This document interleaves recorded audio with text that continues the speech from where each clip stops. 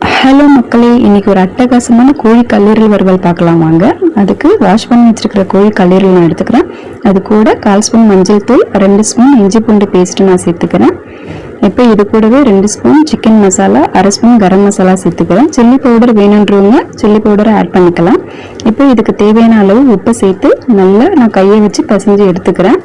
இப்போ இந்த கலவை ஒரு 15 மினிட்ஸ் நல்லா ஊறட்டும். இப்போ நம்ம ஃப்ரை பண்ண ஸ்டார்ட் பண்ணிடலாம். கடாய் அடுப்பில் வச்சுட்டு கடாய் சூடான உடனே எண்ணெயை ஊற்றிக்கலாம்.